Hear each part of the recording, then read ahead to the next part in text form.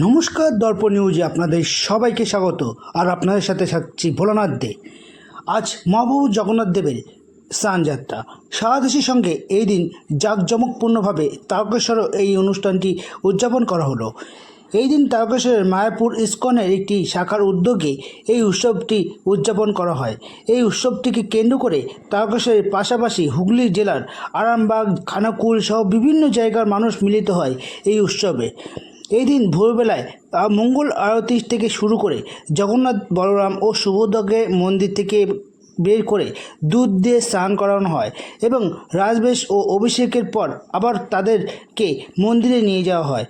এই ব্যাপারে আমাদের প্রতিনিধি আশিস কুমার ঘোষকে কি বলছেন কমিটির পক্ষ থেকে বিবেচনা করলে একবার শুনে নিই তার মুখ থেকেই।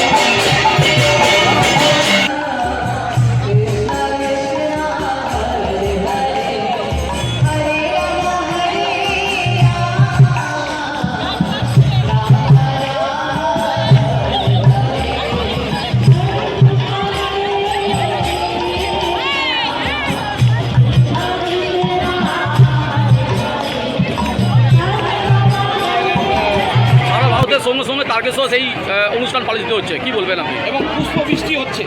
আমাদের তারকেশ্বরের এই রথযাত্রা শুধু তারকেশ্বরের নয়, হুগলি জেলাবাসীর মধ্যেও একটা উদ্দীপনা সৃষ্টি করেছে। হুগলির বিভিন্ন জায়গায় আরামবাগ, কামারপুকুর, বন্দর, খানাকুল, রাজবলহাট বিভিন্ন জায়গা থেকে এখানে ভক্তরা সমবেত হয়েছেন। এই দুর্লভ দিন, সেদিন একমাত্র ভগবান জগন্নাথের মন্দিরের গর্ভগৃহ থেকে বাইরে এসে সকল ভক্তকে দর্শন দেন এবং ভক্তরা দুর্লভ সেই সুযোগ পান যে বছরে একটা দিন ভগবানকে স্নান করাবার সুযোগ পান। আজকেই সেই বিশেষ দিন, সেই শুভক্ষণ উপস্থিত হয়েছে। আমরা ধর্মীয় রীতি নিয়ম মেনে আচার অনুষ্ঠানের মধ্য দিয়ে সেই কার্য শুরু করতে চলেছি। এটা কি তারকেশ্বর ইস্কন দ্বারা পরিচালিত? আমাদের এটা তারকেশ্বর ইস্কন শ্রীরাম মায়াপুরের অনুমোদিত ইস্কন আউটপোস্ট সংস্থা। এই সমস্ত অনুষ্ঠানটা পরিচালনা করছেন শ্রীরাম মায়াপুর থেকে, আর ব্যবস্থাপনায় তারকেশ্বর ইস্কন আউটপোস্ট। আমরা আউটপোস্টের সদস্য, আমরাই এই ব্যবস্থাপনা করেছি। যা নিয়ম নীতি সেই নিয়ম নীতি মেনেই হচ্ছে, এখানে আমাদের কোনো ব্যক্তিগত নিয়ম নীতি বা কোনো অভিমত নেই।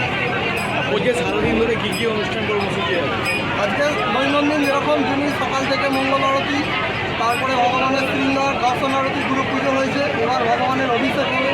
অভিষেকের পর ভগবান আবার গর্ভগৃহে যাবেন, সেখানে ভগবানকে পুষ্পাভিষেক করা হবে। পুষ্পাভিষেক করার পর ভগবানের রাজবেশ হবে, তারপরে প্রসাদ ভোগ লাগানো হবে। ভোগ লাগানোর পর ভগবান গজবেশ ধারণ করবে। গজবেশের একটা পৌরাণিক লীলা আছে। এই বিশেষ দিনে ভগবান ভস্তিরূপে ভগবানের এক ভক্তকে দীক্ষা দর্শন দিয়েছিলেন, সেই জন্য আজকে ভগবানের গজবেশ করানো হবে। তারপর লৌকিক নিয়ম অনুসারে ভগবান 15 দিনে শরীর অসুস্থ হবে, উনি অন্তরালে চলে যাবে। আপনার নাম? আমার নাম বীরকৃষ্ণ চৈতন্য। এই কমিটি